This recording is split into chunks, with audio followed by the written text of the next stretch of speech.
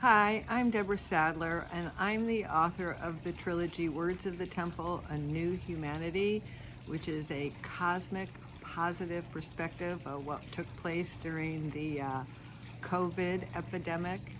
And this video is for entertainment purposes only. I'm going to talk about the fires and how there are four elements: earth, wind, fire, and water. And we live with these elements on this beautiful planet Earth Mother.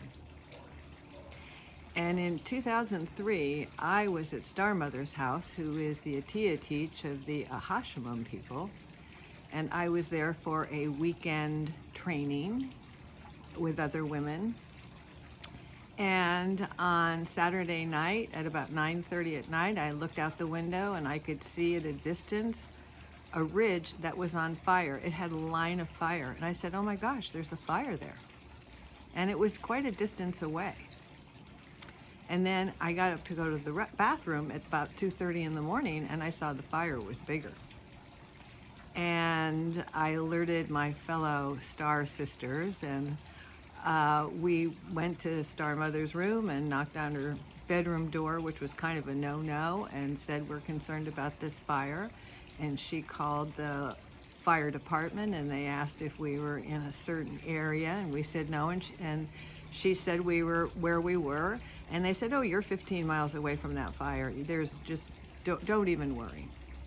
Well, in the morning we got up, and that fire, which was driven by a Santa Ana winds, had burned from Ramona all the way to part of San Diego.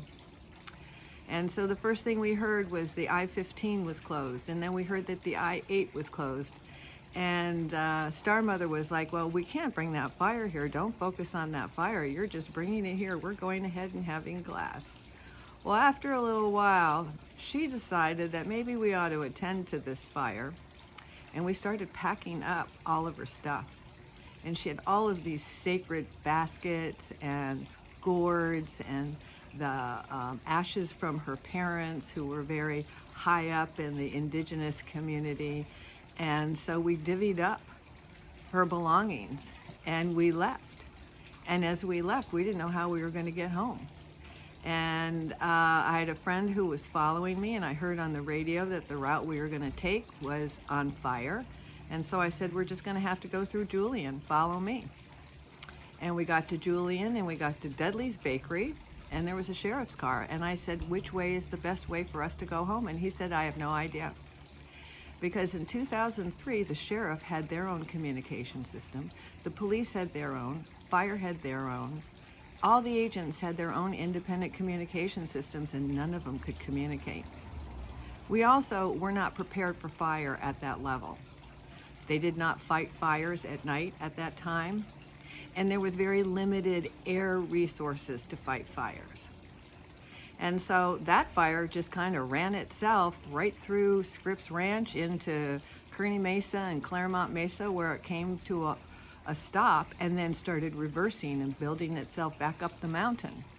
And the firefighters fought it and saved Descanso, which is the community where my teacher lives. But it went right over Cuyamaca Peak, and it burned the houses on the other side of Cuyamaca Peak. And so there was a lot that was learned from that fire. And now all the agencies have intercommunication. They all work together. We fight fires at night. We have so much air support, particularly in California, for fires. So everything has improved exponentially since 2003. And when a fire hits an area that has not had a fire for 100 years, and the humidity is at 5 to 10%, and the winds are at 100 miles an hour, there's nothing anyone can do. Insurance companies call this an act of God. And when I turn on the mainstream media, all I hear is blame, blame, blame, blame, blame. And I really have stopped watching mainstream media because to me, they really just lower the vibration and the frequency of our communities and of our nation. And, you know, when Los Angeles were on their knees, we have people like Nora O'Donnell on CBS Evening News accusing the fire chief and the mayor of these fires because $17 million was cut from the annual fire budget. And that there wasn't a fire engine where their reporters were. This is nonsense. And right now, I believe our whole country is experiencing nonsense. And it's because we sit down at night and we turn on our TVs and we trust these people to tell us the truth, and they don't tell us the truth at all. They told us that President Biden was in declining mental health and declining physical health for months. For months they told us this. None of that is true. But the other candidate is clearly in declining mental and physical health. Clearly. Cannot complete a sentence.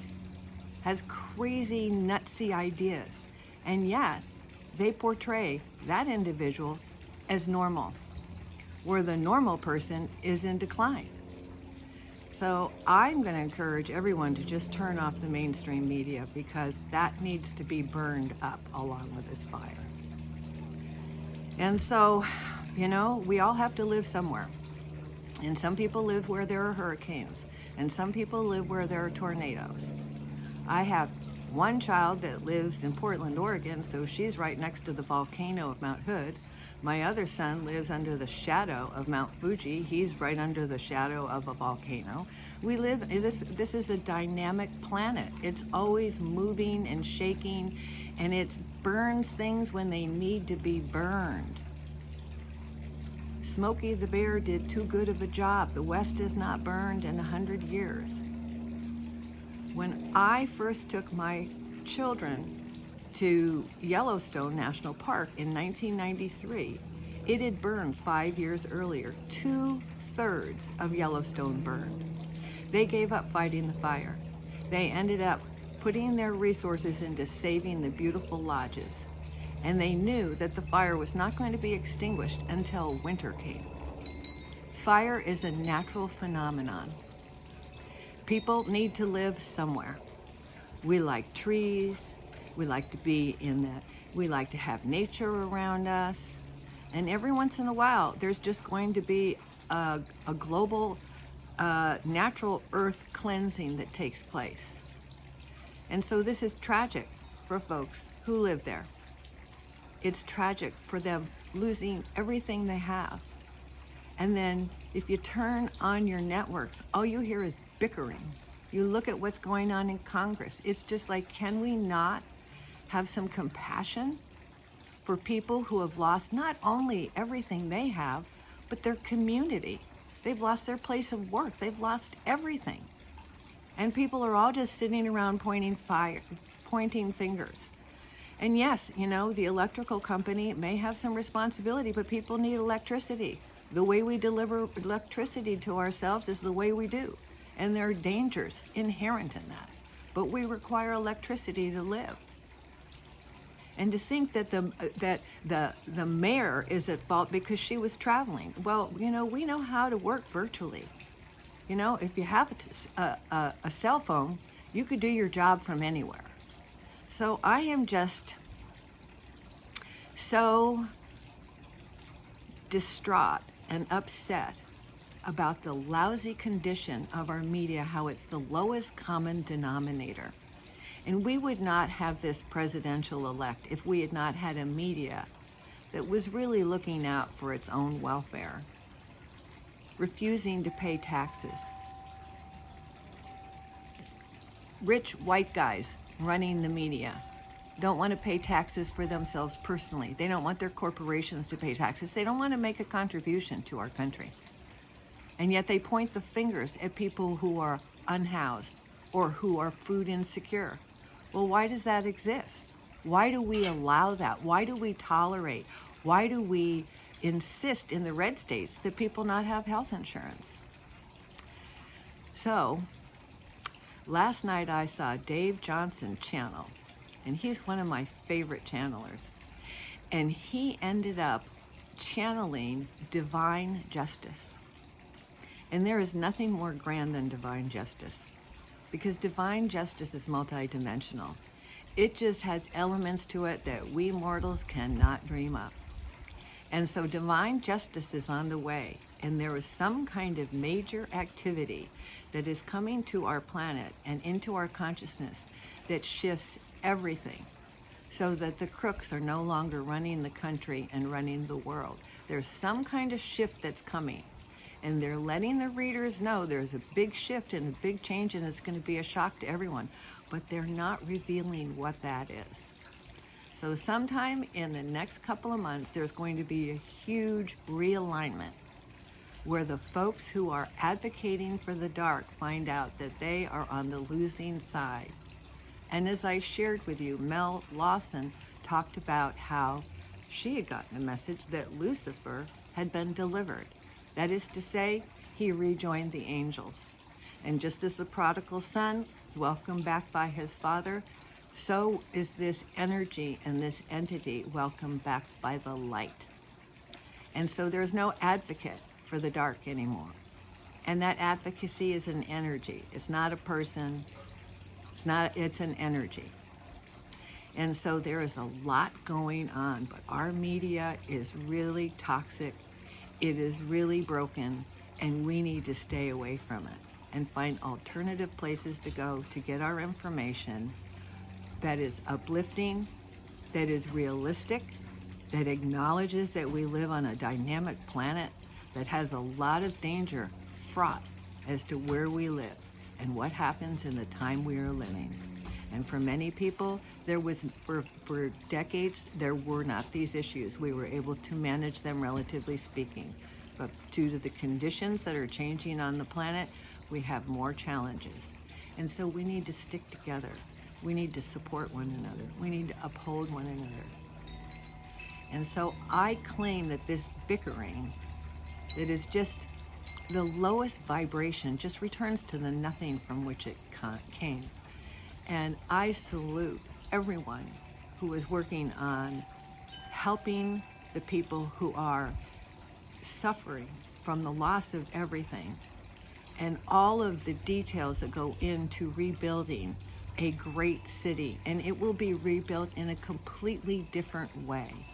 It will be rebuilt in a way that honors sustainability, because it's going to be built with a higher consciousness and a greater awareness of how to keep people safe. And so this is the evolution of human consciousness. And I just salute all of those who are doing something to help others. And I really discourage us from even listening to any finger pointing or any blaming, because this is known as an act of God. And so I just celebrate those who are, again, contributing. I celebrate those who are keeping their vibration high, keeping love and compassion and kindness as our focus. So I just wish everyone the best, and the understanding that we all live in dangerous places. And when danger comes, we need to get together and stick together, because the truth is, we are one. We are one planet, we are one humanity, and we are one family. And the sooner we realize this and begin to act like it and conduct ourselves accordingly, the sooner we get to world peace. So everybody have a great day and stay safe.